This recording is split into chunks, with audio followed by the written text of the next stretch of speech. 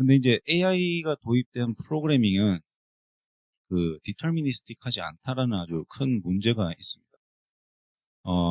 이 디터미니스틱하지 않다는 것의 문제는 그 기본적으로 API 스페시피케이션을 얘들이 제공을 하긴 하죠. 그 서비스형 LLM 같은 경우에 API를 제공을 하지만 인풋하고 아웃풋이 예시로 명시가 돼 있긴 하지만 인풋을 줬을 때 아웃풋을 내가 원하는 것을 항상 얻을 수 없다는 약간 문제점이 있습니다. 그렇기 때문에 API 스페시피케이션은 큰 의미는 없습니다. 그러니까 이거를 대화형으로 그냥 쓰겠다 이건 상관없는데 만약에 LLM이나 이런 거를 시스템 인티그레이션을 하겠다.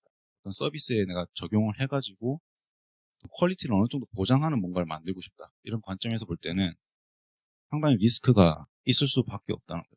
그게 디터미스틱하지 않다는 것은 결국은 엄청나게 방대한 실험이 수반되어야 한다는 것을 의미하는 것 같습니다. 제 생각에는. 왜냐하면 디터미스틱하지 않지만 이제 어느 정도 그 뭐 보장돼 있는 그 값들은 있기 때문에 근데 내가 원하는 값을 얻기까지 뭐 인풋은 어떻게 바꿔야 되고 아웃풋은 어떻게 나오더라라는 것을 정말 수백만 번의 뭐 그런 조합을 가지고 실험해서 어떤 트렌드를 확인해야 되잖아요. 그렇기 때문에 기본적으로 AI 쪽은 익스페리멘테이션이 반드시 따라올 수밖에 없다. 디터미니스틱하지 않기 때문에. 그리고 그 익스페리멘테이션을 하면서 내가 원하는 그 이상적인 아웃풋을 얻기까지 리파인먼트를 이터레이션을 수도 없이 많이 돌면서 해야 된다는 것이죠. 그래서 예를 들어서 튜닝 같은 것만 한다고 해도 한 뭐 몇 가지 모델만 한다고 해도 파인 튜닝 횟수를 거의 뭐 1000번, 2000번씩 가져봐야 되거든요.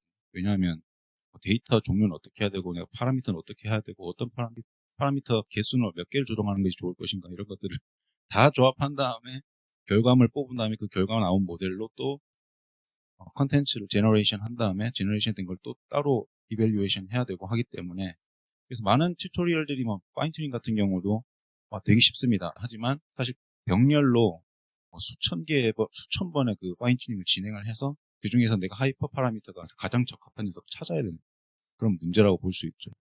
그것뿐만이 아니고 이제 뭐 챗GPT API를 쓴다고 해도 마찬가지인 거고요.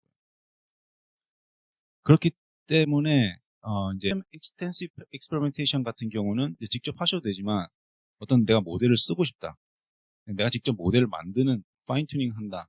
아니면 내가 정말 완전히 상이한 여러분들이 많이 쓰는 뭐 이메일을 다시 써줘라든지 뭐 많이 그 예시로 들어져 있는 수학 문제를 푼다든지 이런 예시가 아니고 내 비즈니스 모델에 딱 맞는 유즈 케이스에 적합한 걸 만든다고 할 때는 익스페리멘테이션을 많이 해야 되는 거 맞아요.